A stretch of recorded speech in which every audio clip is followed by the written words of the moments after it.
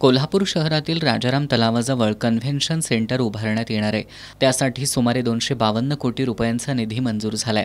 या सेंटरसाठी वृक्षतोड करण्यात आली आहे। वृक्षप्रेमींनी याला तीव्र विरोध केलाय।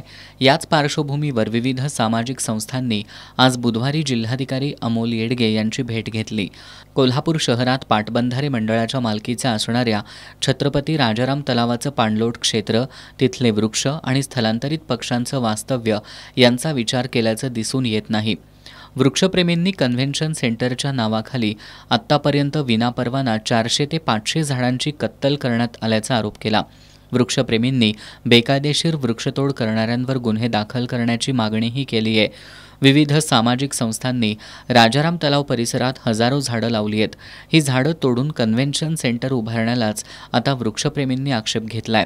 छत्रपती राजाराम महाराजांच्या नावानं असलेल्या तलावाच्या परिसरात सिमेंटच्या इमारती उभा करून शासन नेमकं काय साध्य करणार आहे?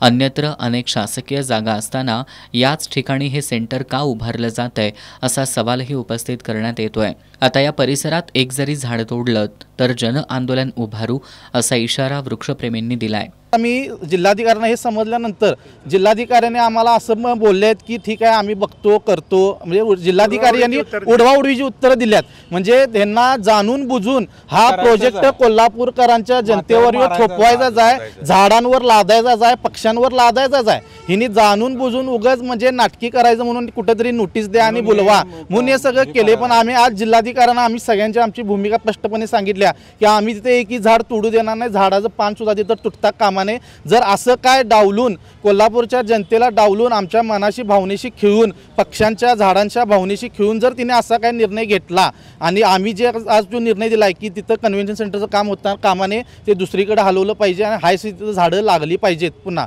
जर ह्यामध्ये काही बदल केला आणि जर काय यात दगाफटका झाला तर उद्या आम्ही मोठ्या प्रमाणात तीव्र प्रमाणात आंदोलन करणार। यावेळी राजाराम तलाव जलतरण मंडळ, वसुंधरा वृक्ष संवर्धन ग्रुप, वृक्षप्रेमी ऑर्गनायझेशन, क्षत्रिय मराठा रियासत फाउंडेशन अशा विविध सामाजिक संस्थांचे कार्यकर्ते त्याचबरोबर वृक्षप्रेमी उपस्थित होते।